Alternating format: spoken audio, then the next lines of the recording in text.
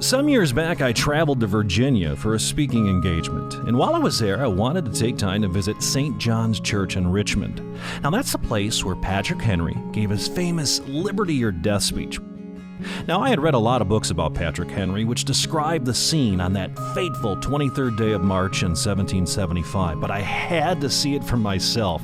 You know, it's one thing to read about it in a book, it's another thing to actually see the place you're reading about. Well, during a conference break, I had a few hours to kill, and the church was only about 20 minutes away. So now was the opportunity, and off I went on an adventure to stand where giants once stood. You know, I was expecting to see signs everywhere directing me to such an important historical spot. You know, big neon signs saying, "Here it is," but there was nothing. And I couldn't find the church. So I stopped and I asked a few locals, and people were looking at me funny. They had no idea what I was talking about. Nobody knew where it was at, and they acted as if they'd never heard of it. So I was becoming very discouraged as I went from street to street with nothing in sight. Well, after an hour of driving, I pulled over discouraged and tired. I just gave up. So I decided to take a little power nap.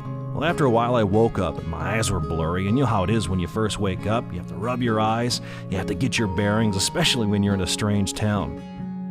And then I looked left and I see something out of place. I look a little closer and I see a small white building on a hill surrounded by a black fence. I couldn't believe it. It was St. John's Church. I had driven by it a few times without even noticing it, and I just so happened to give up my search right across the street. I got out of my car and I was filled with emotion.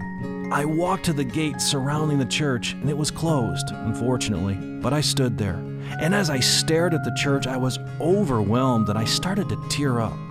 I was standing in the middle of history. I recalled the descriptions I had read about the day that Henry gave his speech, and I could visualize the scene as it played out in 1775. And here I stood, 233 years later, on the spot where Peyton Randolph, Edmund Randolph, Thomas Jefferson, Richard Henry Lee, George Washington, and Patrick Henry stood. Giants were once here.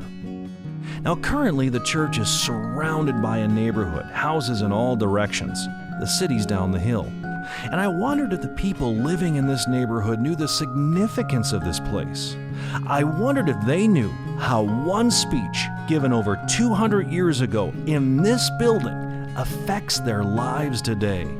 I connected with history in that moment. It wasn't just something I read in a book. It seemed real to me, alive, relevant. A story that was buried among the dry bones of history was resurrected. I'm so thankful for my heritage.